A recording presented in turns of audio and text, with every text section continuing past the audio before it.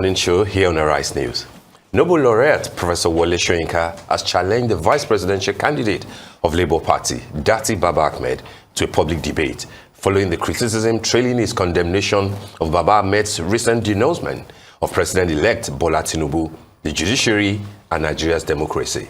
Soyinka, in the piece yesterday titled "Fascism on Course," also addressed the censures he is receiving from Obedience, the supporters of Peter Obi, Labour Party's presidential candidate, declaring that the seeds of fascism in the political arena have evidently matured. Baba-Ahmed had, in an interview, stressed that whoever swears in Mr. Tinubu as president has ended democracy in Nigeria. Last Wednesday, Soyinka had denounced what he called the menacing utterances of the vice presidential aspirant as unbecoming, adding it was a gladiatorial challenge directed at the judiciary and by implication the rest of the democratic polity. Chris Nwokobia is convener, Country First Movement, and spokesperson of the Dr Datti Presidential Campaign Organization. He joins us at this point to respond to some of those issues, those emerging issues, including this week's purported suspension of Julius Abure as national chairman of Labour Party and his replacement with one Lamidi Apapa. Good morning, Chris. Still, it's my pleasure to be here. Good to have you in the studio. I mean, we've always been speaking with you from Abuja. Digitally, but good to have you in the studio. The pleasure is mine. All right. Yeah. There are issues with the Labour Party. It looks like you guys are under siege. And there are two main issues. I don't know which one you would like to start with. But of course, it's the issue, on the one hand, of what is looking like a turmoil within the Labour Party. Julius Abure, because of a certain court order, has been removed, as a chairman. And we have Lamidi Apapa there, saying that is now the acting chairman, on the strength of the court order. There's also the issue of, you're dealing with Prof Wole Soyinka on the one hand, you're dealing with Lai Mohammed and the federal government on the other hand. Is this about the fact that you have gone to court, or that you are saying things that some of your members are not expected to say? Steve, clearly it's about the jambalaya of issues. When I discuss these issues about the events of the past 1 week, I laugh. For two reasons. The first is that you remember that praxis, the witch cried last night, the child dies this morning, and you're left with your conjectures. And I've said repeatedly that some folks, some brothers and sisters of ours, have murdered sleep, so they can sleep no more. Those who underestimate the resolve and the fierceness of the obedience do that at their own peril. Clearly so. Yeah. Because for so long we live in a country that has left the issues that pertains the well-being of the people unaddressed. For so long we have left the fundamental issues of democracy and civil society unaddressed.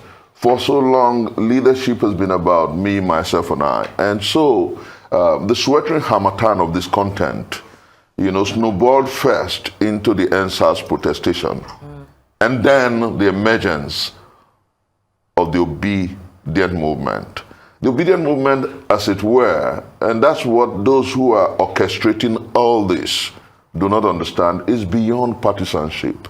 Now that's why it's difficult for them as they orchestrate the troubles in the Labour Party.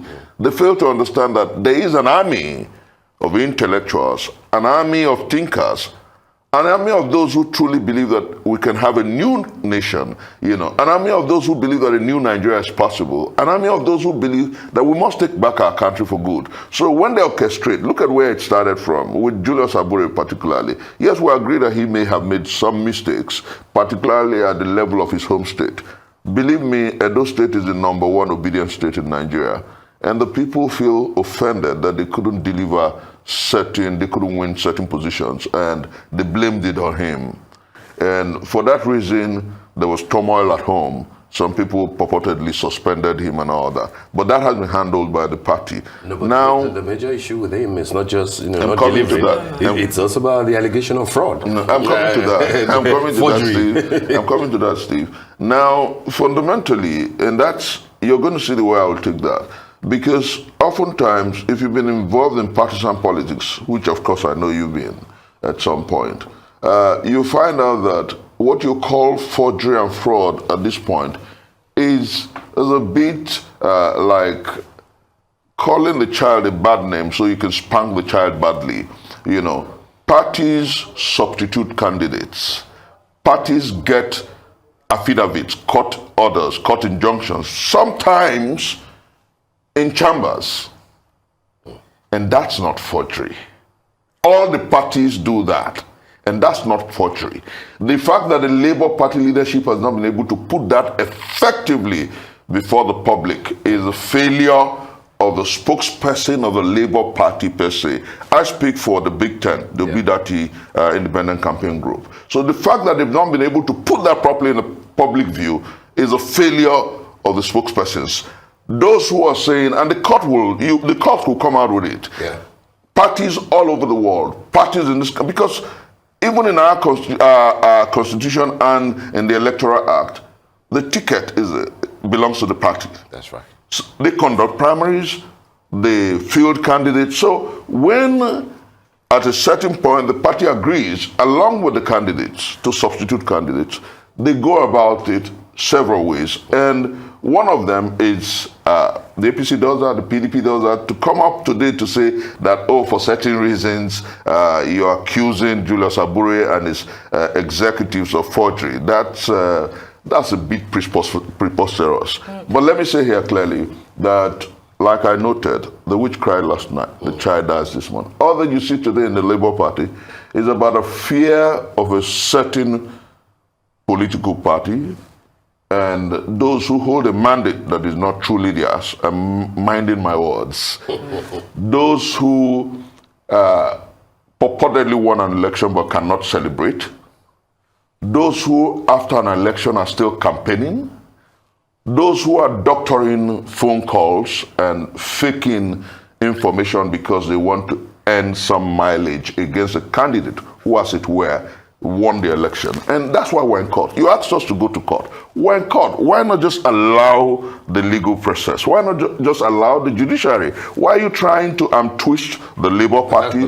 Why are you trying to twist the obedient movement? That's what they're asking you to do. Well, can I just come in here? Because, I mean, you have obviously highlighted this allegation, which is, what rings true in all of this. And, the National Legal Advisor has come out to say that these documents giving the backing of the registrar and Commissioner of Oath Seal, that those were the two particular things that they were able to use that they're going to use to identify the fact that those documents were allegedly forged.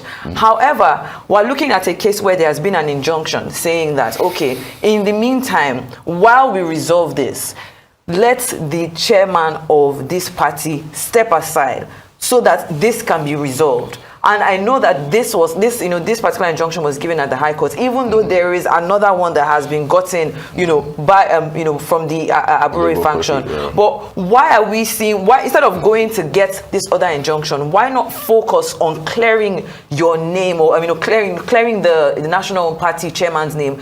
A proper investigation being done, just so that there isn't this back and forth between, I'll say both factions within the party. Let me say clearly that there is no Abure faction and there's no Papa faction. It's, like I said, the same people who are orchestrating the troubles are the ones fueling it. As I talk to you, at the worst, there's a deputy chairman of the party. So how can you just from nowhere leapfrog that deputy chairman if, for any reason, the party says, okay, we're going to obey the court order as against the other court order that says we're still in office. If the party wants to do that, there is a deputy chairman who should take over pending like the PDP did. It's just about a desperation of sorts. It's about people who think... Is Papa not the deputy chairman? Deputy at what level? The point is, Abure is in South. Yes. Papa is in South. The substantive deputy chairman is the one from the North. You know, this whole thing is an orchestration. Look at the man they suspended, the former publicity secretary coming back on board. Arabambi. Yes. Then look at the youth leader that they suspended coming back on board. It's an orchestration of trouble that a certain party intends to benefit from, but it won't work. That's exactly what we're saying. You think that there's an infiltration and there's a, from outside. They are doing it to the PDP. They're doing it to the Labour Party because we're in court against them. And you see, let me make this very clearly known, that the issues are beyond these politics and these diatribes. The issues are fundamentally clear. On the 25th of February 2023, Nigerians voted for a candidate, and they know they know the candidate they voted for. That is why there's some kind of melancholy, some kind of uneasy calm, some kind of clearly what you call the peace of a graveyard. The man who they declared winner in the wee hours of the 1st of March, we don't even know where he is. Then what makes it much more curious is that they have found it impossible, almost impossible to celebrate their victory. Now, what they're doing is junketing the world, trying to get lobbyists to make nations congratulate them. Where does that happen? Democracy is a government of the people, for the people, and by the people. If you win the people, they will celebrate your victory. If you didn't win the people, that's why we're where we are. But I tell you, and I want to say this clearly, Nigerians are listening to me, the Labour Party is lucky to have a monstrous, fierce and passionate movement, like they have a defense that is watertight, called the Obedient Movement. Most of us are not members of the Labour Party, but we're defenders of the mandate of Peter Gregory Obi. And we're fierce, we're intellectually sagacious. We're good at the internet. Chris, we're good at PR management. Are you not bothered that you maybe, the movement may be losing a few key people who probably believed in the candidacy of your candidate, but then they feel that, one, he has lost the election, but he has gone to court. Let's wait and see what the court will decide. And two, they feel that the style of the obedience, especially online, on Twitter especially, it's not just, it's not civil, it's not decent enough. Are you worried that somebody like Professor Wole Soyinka, who by his own confession, had a thing going for Peter Obi and declared, publicly that he didn't want, either of the two candidates, Ashwaji Bola Ahmed Tinubu, who has been declared winner, and Atiku, because of the age bracket and the political class that they belong to. But then he's saying that because Obi is not able to call his guys to order, people might be disappointed in you. Steve, let me say this. There's something about the universe that's absolutely exciting and interesting.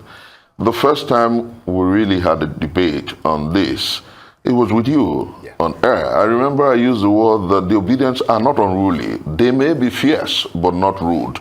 And interestingly, we're back on it. Beautifully, let me say, that if in this contestation, the entire political process, if there is any movement that has been very civil, it's the obedient movement. And I'll tell you why. We have not deployed ethnicity or religion in our debate and contestation. Those who tend to, or who are struggling effusively to brand us as unruly, are the ones who have threatened a particular ethnicity. They are the ones who do ethnic profiling. They are the ones who have divided and polarized our country. We are absolutely civil. And I tell you, when I saw that interview by my boy and mentor, and I say this with all sense of respect, I tell people that I may disagree with you on certain score, but it doesn't change what I feel about you. I listened to that interview by the great Nobel laureate, Professor Wole Soyinka, and I wept for 3 reasons, and I'm going to put it out before Nigerians. My boy and mentor left issues about ethnic profiling, the killing of people and voter suppression in Lagos, and dwelt chiefly on Datti's comment about those who are interested in swearing a man whose mandate perhaps and the declaration of his election, his victory, does not tally with the provisions of our law as a problem. I felt very deeply offended. Then the second one, instead of talking about how those who were declared winners have not stopped the ethnic profiling, he called Datti and his statements fascist. I felt very strange about it. Then I asked, is the man dead? Because he wrote a book a long time ago, The Man Died in Him, Who Keeps Quiet in Times of Moral Crisis. I asked that question, and I'm asking that question again with all sense of humility. Let me tell you, in 2014, 2015, I was a DG, Change Ambassadors of Nigeria, one of the campaign arms of President Muhammadu Buhari. In 2014, 2015, the APC, which is presently in power, said worse things than Datti has said. Indeed, my very senior colleague and the substantive Vice President of the Federal Republic of Nigeria today said that the APC was going to form a parallel government if the PDP were to be declared winners. Some others went as far as saying that it clearly not like that democracy will die should the PDP be declared winners. And I wonder why we have all forgotten all that. And clearly we have the worst electoral larceny in our country's history. Clearly we have the worst electoral fraud in our country's history. Do you know what happened on the 25th of February and what happened on the 18th of March? Beatified Iwu's 2007 elections. That was an election that Yar'Adua openly admitted that was largely flawed. But that election comes to excellence when you juxtapose it with what happened on the February 25th and March the 18th. So why won't you beat a child and you refuse us the right to cry? You have asked us to go to court and we have gone to court and you're uneasy. What do they want? They're saying don't heat up the politics. They are saying moderate what you say.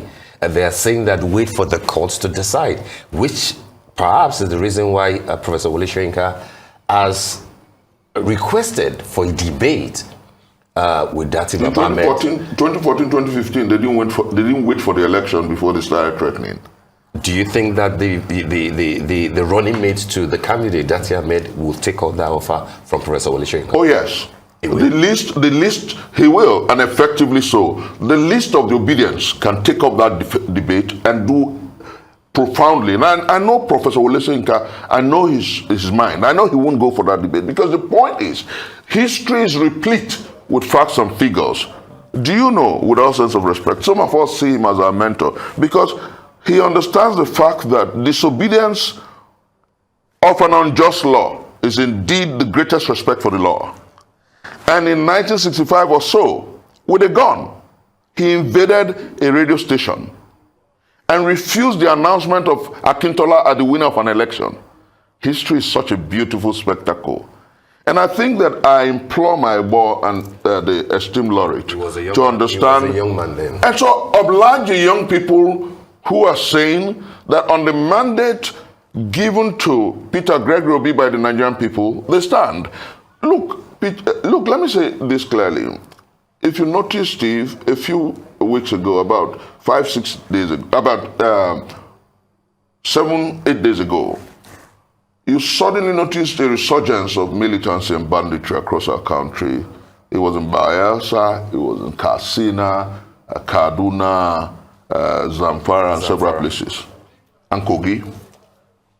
Now, you wonder, was it the election that kept it down? The simple thing was that the Labour Party presented the greatest merchant of hope in our history after Abiola. The Labour Party presented the greatest merchant of hope in Africa after Mandela. So Nigerians were waiting at their different positions to see what happens if this hope can transform their lot and their lives. When those who are professionals in electoral larceny and malfeasance took the mandate, albeit it's a hot coal, they can't close their hands because we're going to take it back in the courts. When they realize it, they are becoming restive again. And I challenge the DSS on my Twitter handle to go find out truly why there's a sudden resurgence of conflict, banditry, and violence. It's simply about, the Holy Book says, a hope defers makes the heart weary. That's what's happening. Nigerians are getting frustrated and tired. Nigerians are getting angrier by the day because their hope that their lot and their lives will be better with Peter Gregory Obi is almost being thrown in the winds. But God on the throne, that God that rules the human pilgrimage, that brought our boisterous planet out of primal vapor, out of nothing, is with us. And he knows truly that this country will move forward if the man who truly won the election and got their mandate is sworn in. The court, I know Shaitan was coming. Just to on the heel of that, if the courts affirm the victory of Ashwaji Bola Ahmed Tinubu of APC, will Peter Obi call his people to order? The people are not unruly. If the courts rule otherwise, definitely, Peter Obi is a law about. You saw the campaigns now. The most civil of the candidates was Peter Gregory Obi. Come on, let's give him that benefit of the doubt. He was the only one who didn't raise issues about ethnicity. They tried to use the videotape to bring him to religion. They found out that it was fake and forged. Peter is civil. Peter is loving. Peter has compassion. Peter cares about our country. So if he loses at the courts, which, Steve, I believe, the facts are preponderant. I believe that was why Datti sounded the way he sounded. Was sure, rock solid, that even the devil will give judgment. My mentor, Mahatma Gandhi, once said that it comes to a point in history where even the devil stands up and says, for once, let me do right. Our mandate will be that position where the judges of the Supreme Court of the Federal Republic of Nigeria will say, on all scores, what we had on the 25th of February 2023 was monumentally flawed. And they will do justice and give the mandate to the man who truly won it. The man who came third? Oh, you know what happened? He didn't come third. You saw the figures. You know what happened. You saw the figures. Go to INEC IREV and see the real score of Rio State, for instance. You saw what happened. In a local government where the most populous local government in Rivers State, where he got about 71,000 votes. At the end of the day, they allocated only 14,000 to him. The facts are there. Mutilated papers everywhere. T-Pext, cancelled out. Oh, we've never had it this bad. And I think that every day Professor Mahmoud Yakub wakes up, his conscience will give him a slap. He will have a prick. Every day those who are marketing this electoral larceny wake up. They know the truth, you know, and I think that our country will come out of this dark turn better and stronger because this is about God's greatest country in the world. And I'm passionately, that's why my movement is Country First Movement. I'm passionate about the fact that tomorrow is going to be better than today. And I'm also confident that the Supreme Court will do justice and Nigerians will get the man they voted for as president. Well, we can only wait until those results come out. But just to circle back, because we don't have that much time, to the earlier issues. Now, just talking about what's going on within the party, what is the modus operandi for resolving the current issue regarding the National Party chairman? And how is it going to be resolved? What's the way forward for the party? Interestingly, like I said, there's a backline that is monstrous and strong. And it's like a buffer for the Labour Party. We're talking with all the interests, and they understand the fact that beyond personal interests, the larger interests should be of primacy. So before Tuesday, Wednesday, you'll find out that the Labour Party will resolve the contradictions and the problems. The court, there's another court order that says, oh, Aburi and co. are still in office. Let me say here that the truth is that the hand of Esau will not truly become Jacob. The truth is that Isaac will be king. The truth is that everything that the Nigerian people have wished for this period will come true, because it was Russell Lowell who said, falsehood forever on the throne, truth forever on the scaffold. That same truth sways the future. For behind the dim unknown standeth God, keeping watch over his own. There's a God over Nigeria, and that is God involved in the affairs of man. We're going to have a new Nigeria superintended by Peter Gregory. And I promise you, you will see it happen, and you'll call me. All right. But do you think that the party, Labour Party, I know that you are not the spokesperson for Labour, but of course you know what is going there. Do you think that the party, after all this, will return to normal, given the level of demonization that has been done to Lamidi Apapa at the moment? I mean, he's a deputy president, chairman in your party. He'll wake up. He'll wake but up I to the see reality. the way that he's been pummeled on the Twitter. passion. No, the passion. Excuse the passion. I know, and we're talking with everybody. Yeah. Excuse the passion, because the point is, like I said, the witch cried last night, the child dies this morning. The obedience and everybody is believing that, oh, why would you allow those who stole our mandate use you? But behind the scene, we're talking to everybody. You think he's being used? Oh, yes. Behind the scene, we're talking to everybody. And sooner rather than later, we'll resolve the contradictions. And let me say this. The tenure of the incumbent chairman will soon expire. So that's one of the arguments that we're making. Okay, just allow him until June. Let's unite and exhaust the privileges open to the Nigerian people in the pursuit of our mandate, which is the judiciary. Let's unite as a team. Lamidi Apapa will understand that. Every interest will understand. We'll get back to the table and resolve the contradictions within. Let me say this, Steve, that we understand that Nigeria is greater than any individual interest. And we shall, God on the side of the Nigerian people and the Labour Party, as well as the obedient movement, resolve all these contradictions for good. Like I said, we're in court, we'll win in court, and Nigerians will get their true mandate holder as president. How real? It's How the real? confidence. Yeah, It's the he's very confidence for me. confident with There's that. something that I'm a lawyer. you know that we I'm a don't know. lawyer. I'm a lawyer. And that's exactly where, when Datti Baba-Ahmed made his arguments, well, although not as a lawyer, I smiled. Let me tell you this. There's a provision of the law that talks about two-thirds of the states and Abuja. My boy here is a very good student of English, even in English language. In that context, conjunctively, you don't turn Abuja, you quote section 239 or so, and then say, oh, that Abuja has been in several judgments taken as one of the states. No, it doesn't make any sense. Because Abuja does not have 3 senators. Abuja has 1 senator. Abuja has only 6 LGAs. Abuja does not have a governor. Abuja is distinct politically.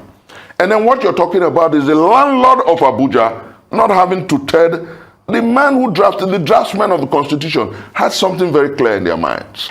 That they want a man who is popular in Abuja to superintend over Nigeria from Abuja. You don't win two-thirds of the state where you're going to reside as president, and people think it's something you throw away. The opinion of the draftsman when they said you win two-thirds of the states is so that the president will be popular in the country. That's the opinion of the draftsman. And that opinion extends to Abuja. So the president will be comfortable, will be popular in the state where he resides. And Abuja is the place where he resides. So how can you say that the president who did not win two-thirds of Abuja can be the president of the Federal Republic? No, it's not true. That's what Datti was arguing. But there have been presidents who didn't win two-thirds of Abuja. No, none. Name one. None. That's the beautiful thing The sitting here. president. Who? The sitting president. The sitting president won two-thirds of Abuja. Go through records. In 2019? Yes, he And won in two-thirds of 2015? Abuja. He won two-thirds of Abuja. You sure about that? I'm very concretely sure. The only person who has not won two-thirds of Abuja is Bola Ahmed Tinubu. And that's the truth. So what am I trying to say? We understand the law, we know the law, and those who will interpret the law at the level of the Supreme Court understands why the draftsman said, they could have just said two-thirds of the states of the Federation. You know, Abuja is the melting point. Abuja is where the president will reside, and so you must win 2/3 of that place. You know, that's simple argument. But let me say clearly here that you even have issues about the trending issue about the DEA, drug issues and all that. You have several issues, but I am not the court of law that will decide. But as a lawyer, I know that our case is watertight. And I know that the God who leads the human pilgrimage will give us victory. All right. Thank you so much for being on here, Chris Nwakobia, convener, Country First Movement, and spokesperson, Datti Presidential Campaign Organization.